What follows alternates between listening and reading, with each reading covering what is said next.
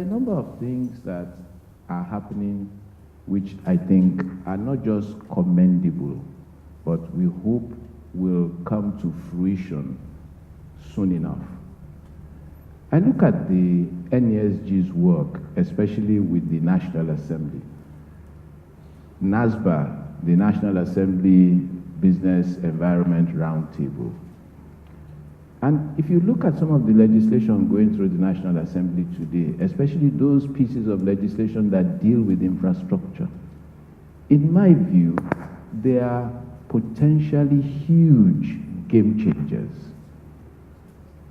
Why? Because I won't say for the first time, but certainly what the National Assembly is aiming at is a scenario that encourages private capital into infrastructure provision. Whether we like it or not, Nigeria is, relative to her requirements, capital deficient. The ERGP is clear, $3 trillion over 3 decades is what we need to spend. And so if you're going to spend $3 trillion at the rate of $100 billion a year, all the states' federal budgets do not amount in total to less than half of that. And so whether we like it or not, private capital has to come to the table. Now, the challenge is, in the run-up to an election, will all these bills come to fruition? Will they be passed, and will they be assented to?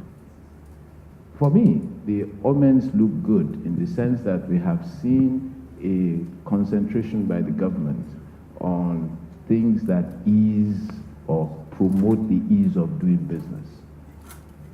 That needs to continue.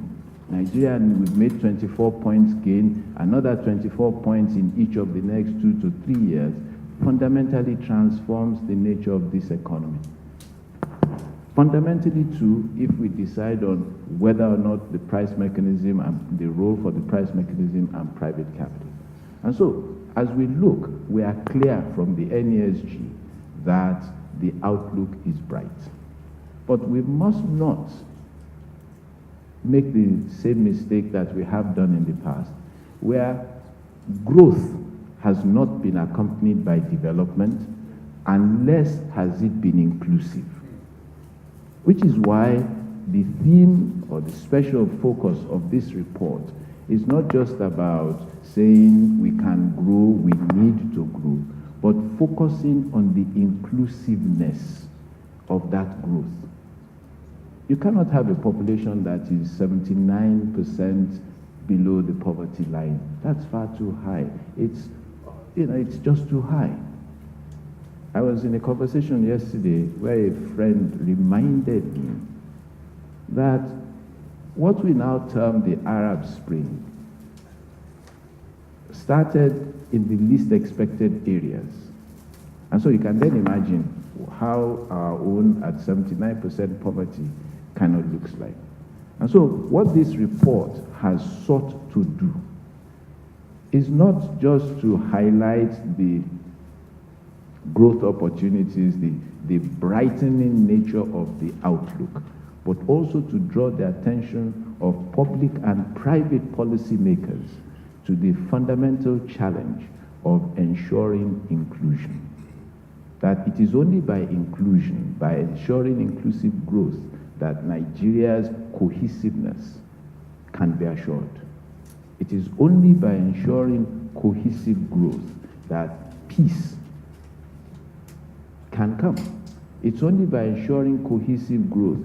In fact, inclusive growth has kind of a spiraling out effect, a positive reinforcing spiral. People included in growth have more money to spend, businesses have better opportunities. It's a virtuous cycle, if you like. And so for us at this point, we are clear 2 things. 1, the outlook is brighter. 2, the imperative of inclusion has never been greater.